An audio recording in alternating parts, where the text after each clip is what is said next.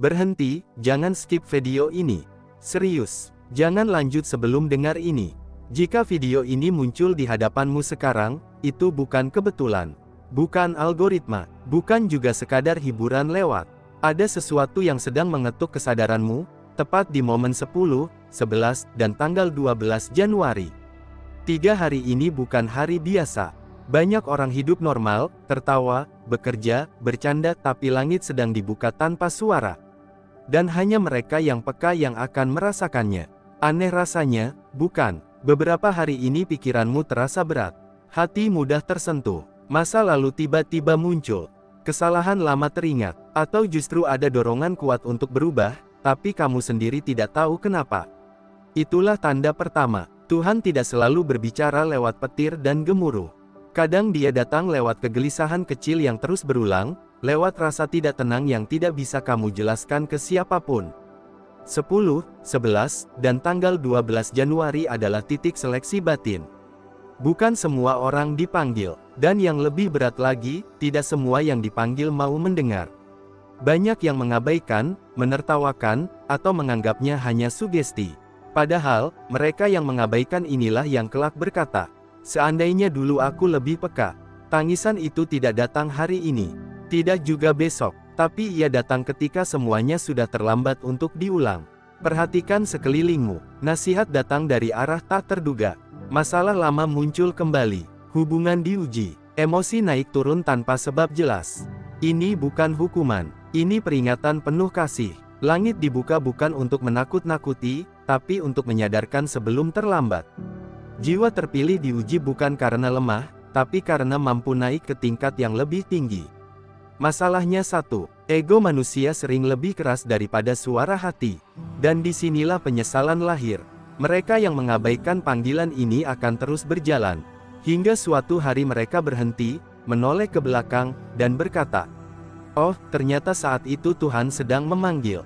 Jika kamu merasa video ini kena, jika dadamu terasa sesak tanpa sebab, jika hatimu bergetar walau kamu mencoba menyangkal, maka dengarkan baik-baik. Bukan aku yang memanggilmu, kesadaranmu sendiri yang sedang dibangunkan. 3 hari ini bukan untuk semua orang.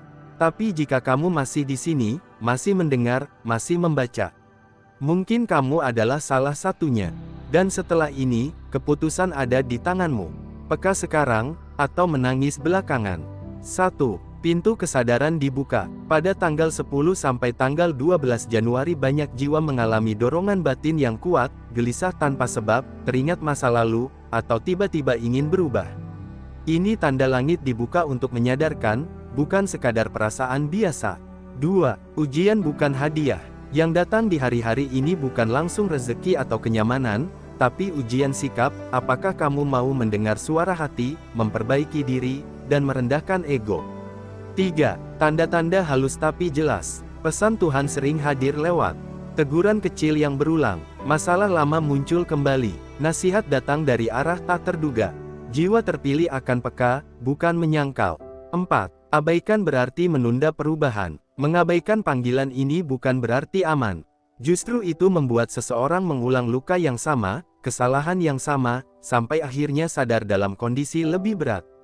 5. Tangisan datang karena penyesalan. Menangis belakangan, bukan selalu soal kehilangan orang, tapi kehilangan waktu, kehilangan arah hidup, kehilangan kesempatan memperbaiki diri lebih awal. 6. Kesempatan tidak berulang dengan cara sama. Tanggal boleh berganti, tapi momentum batin tidak selalu kembali. Yang peka akan naik tingkat, yang abai akan diuji lebih keras. 7. Kunci selamat, diam, dengarkan, benahi. Bukan ribut, bukan pamer. Cukup, introspeksi, perbaiki hubungan dengan Tuhan dan manusia, kurangi ego, perbanyak syukur. Poin 1, pintu kesadaran dibuka. Tidak semua hari memiliki bobot yang sama dalam hidup manusia. Ada hari-hari yang berlalu begitu saja bangun, bekerja, berbicara, tidur seperti lingkaran yang berulang tanpa makna baru. Namun ada pula hari-hari tertentu yang terasa berbeda, meski secara kalender tidak ditandai warna merah. 10, 11, dan tanggal 12 Januari termasuk dalam kategori ini, hari-hari di mana pintu kesadaran dibuka secara halus, tanpa pengumuman, tanpa suara keras, namun dampaknya bisa mengubah arah hidup seseorang. Pintu kesadaran bukanlah pintu fisik. Ia tidak terlihat oleh mata, tidak terdengar oleh telinga, tetapi dirasakan oleh hati yang jujur. Ketika pintu ini dibuka, seseorang mulai merasakan kegelisahan yang tidak biasa. Bukan kegelisahan karena uang, jabatan, atau urusan dunia semata, melainkan kegelisahan eksistensial, rasa tidak tenang tentang arah hidup, tujuan, dan makna keberadaan diri. Banyak orang keliru mengartikan fase ini sebagai stres biasa. Padahal, jika diperhatikan lebih dalam, kegelisahan ini datang bersamaan dengan kesadaran yang meningkat. Seseorang mulai mempertanyakan, apakah aku sudah hidup dengan benar, mengapa hatiku tidak lagi tenang seperti dulu, atau apa yang sebenarnya Tuhan inginkan dariku. Inilah tanda bahwa langit sedang dibuka, bukan untuk menurunkan hukuman, melainkan untuk menyalakan lampu kesadaran. Tuhan tidak selalu menegur dengan musibah besar. Seringkali Dia cukup menggeser hati seseorang sedikit saja, agar ia mulai melihat hidup dari sudut pandang yang berbeda. Pintu kesadaran dibuka melalui berbagai cara. Pada sebagian orang, ia datang lewat ingatannya yang tiba-tiba kembali ke masa lalu, kesalahan lama, janji yang dilanggar, orang-orang yang pernah disakiti.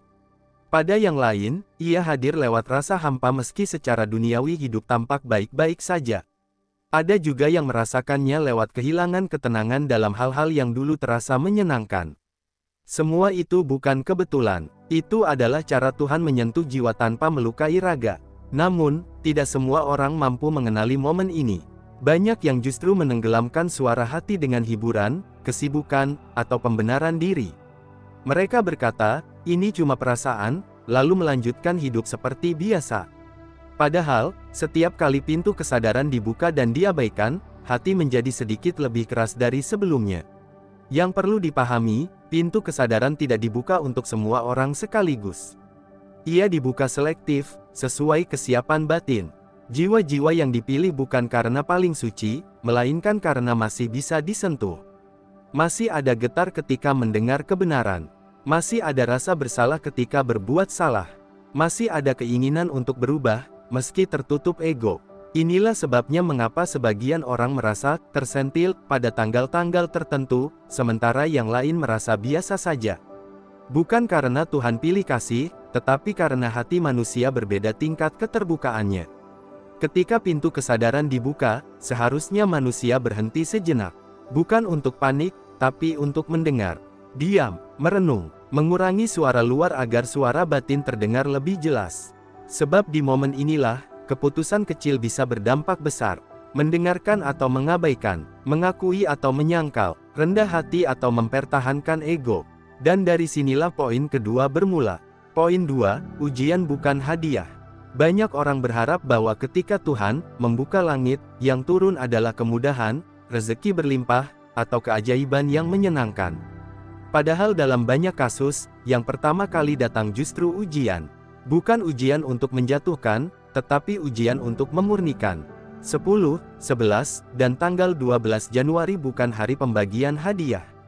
Ia adalah hari pengujian sikap batin. Tuhan ingin melihat satu hal sederhana namun menentukan. Bagaimana respons manusia ketika disadarkan?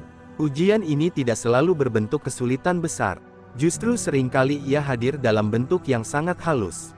Ego diuji ketika seseorang ditegur.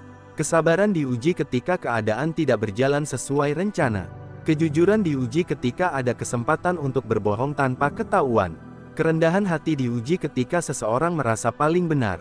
Inilah ujian yang sering gagal disadari, karena manusia terbiasa mengaitkan ujian hanya dengan penderitaan fisik atau kehilangan materi.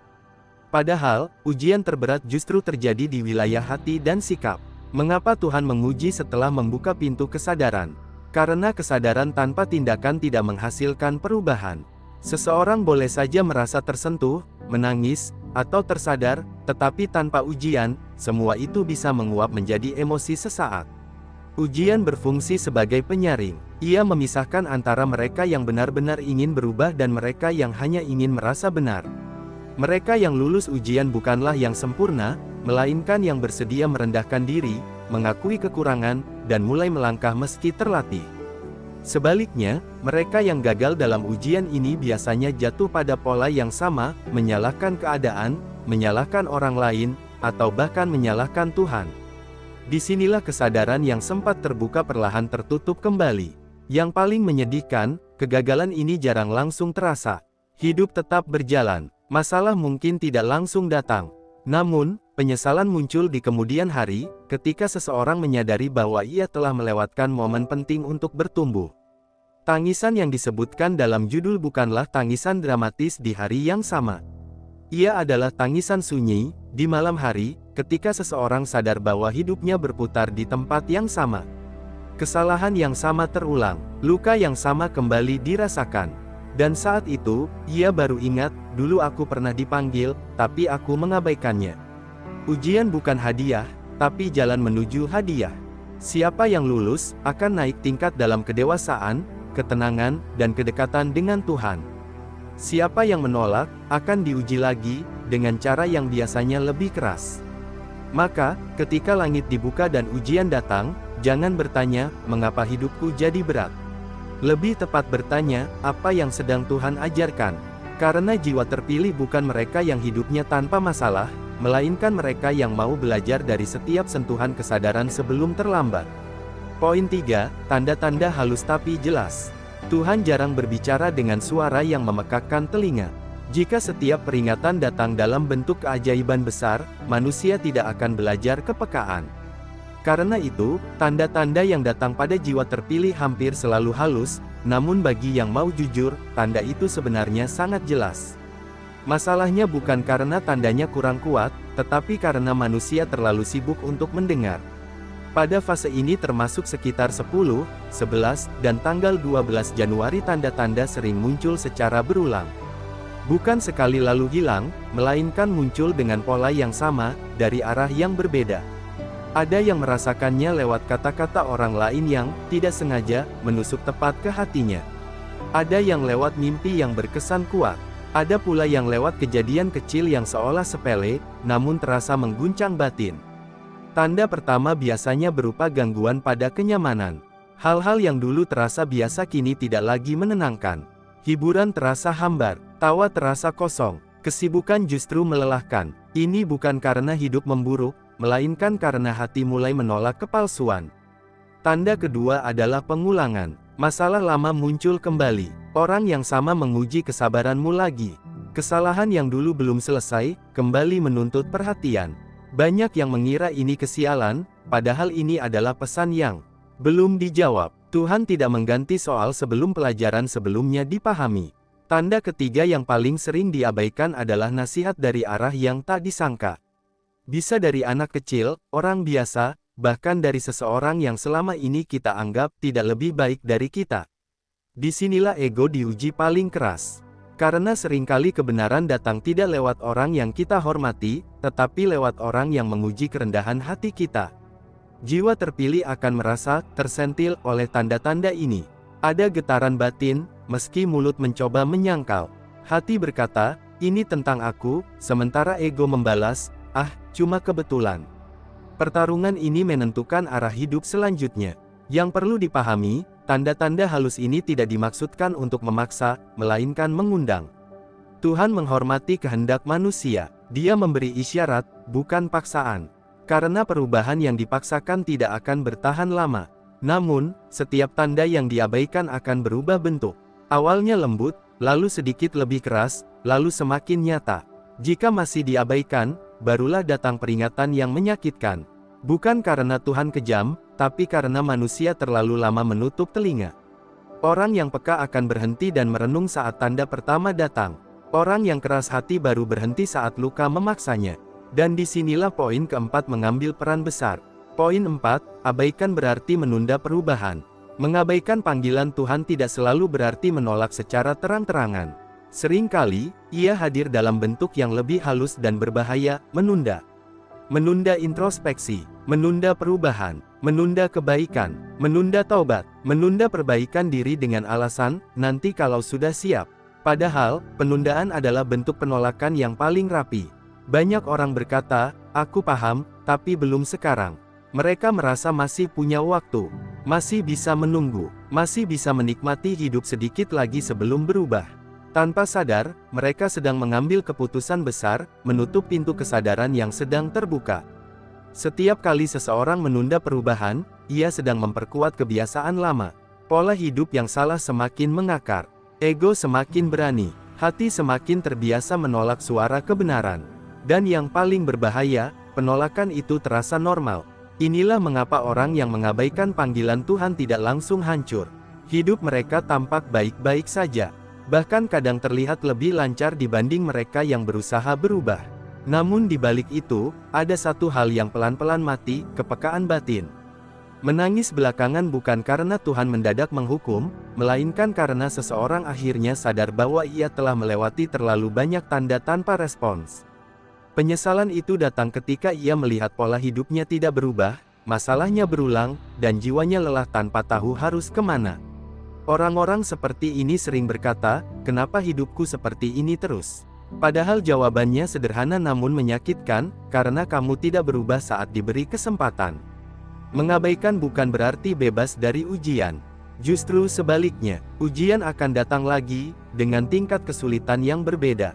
Apa yang dulu bisa diselesaikan dengan kesadaran, kini harus diselesaikan dengan rasa sakit. Apa yang dulu cukup direnungi, kini harus ditebus dengan kehilangan. Tuhan tidak kejam, tapi Dia juga tidak memanjakan. Ketika seseorang berkali-kali menunda perubahan, Tuhan akan mengizinkan hidup mengajarinya dengan cara yang lebih tegas. Dan saat itulah tangisan datang. Tangisan bukan karena cobaan semata, tapi karena kesadaran yang terlambat, seandainya dulu aku mau mendengar. Namun selama napas masih ada, pintu belum benar-benar tertutup. Hanya saja, tidak ada jaminan pintu itu akan dibuka dengan cara yang sama. Karena itu, ketika tanda datang, ketika hati tergugah, ketika kesadaran mengetuk jangan tunda. Perubahan kecil hari ini lebih ringan daripada penyesalan besar di masa depan. Pada akhirnya, hidup bukan tentang seberapa keras kita berlari, tetapi seberapa jujur kita mendengar saat dipanggil untuk berhenti sejenak. Tidak semua orang diberi momen kesadaran. Tidak semua orang diberi tanda. Dan tidak semua orang berani mengaku bahwa hatinya sedang disentuh. 10, 11, dan tanggal 12 Januari hanyalah angka bagi mereka yang menutup hati. Namun bagi jiwa yang peka, hari-hari itu adalah undangan sunyi bukan untuk ditakuti, tetapi untuk direnungi. Tuhan tidak datang membawa ancaman. Dia datang membawa kesempatan. Kesempatan untuk melihat diri apa adanya. Kesempatan untuk mengakui bahwa kita lelah berpura-pura kuat. Kesempatan untuk berhenti menyalahkan dunia, dan mulai membenahi hati. Semua tanda yang datang kegelisahan, pengulangan masalah, nasihat yang menusuk, kenyamanan yang hilang bukanlah kebetulan yang berserakan. Ia adalah satu rangkaian pesan yang hanya bisa dipahami oleh hati yang mau diam dan mendengar. Yang diuji bukan kepintaran, bukan jabatan, bukan seberapa saleh tampilan luar. Yang diuji adalah kerendahan hati. Apakah kita mau mengakui bahwa ada yang salah dalam diri kita? Apakah kita mau berubah meski tidak ada yang memaksa? Apakah kita mau melangkah saat belum semuanya terasa siap? Karena sesungguhnya, penundaan adalah bentuk penolakan yang paling halus, dan penolakan itulah yang kelak berubah menjadi penyesalan. Menangis belakangan bukan karena Tuhan kejam, melainkan karena manusia terlalu sering diberi tanda namun memilih mengabaikan. Hidup tidak serta-merta runtuh saat panggilan diabaikan. Ia justru berjalan seperti biasa sampai suatu hari terasa hampa, berulang, dan melelahkan. Disitulah seseorang baru sadar. Ternyata yang hilang bukan rezeki, bukan manusia, melainkan arah hidup. Jika hari ini hatimu masih tersentuh, itu artinya pintu belum tertutup. Jika suara batinmu masih bergetar, itu artinya kamu masih dipanggil. Tidak untuk menjadi sempurna, tapi untuk berani jujur dan mulai berubah. Tidak perlu menunggu esok, tidak perlu menunggu luka, tidak perlu menunggu kehilangan. Cukup mulai dari satu hal kecil, merendahkan ego, mendengarkan hati, dan melangkah meski pelan, karena mereka yang peka hari ini, akan bersyukur di kemudian hari. Dan mereka yang mengabaikan hari ini, akan memahami, saat air mata sudah lebih dulu jatuh. Semoga kita termasuk yang mendengar, sebelum hidup terpaksa mengajarkan dengan cara yang lebih keras.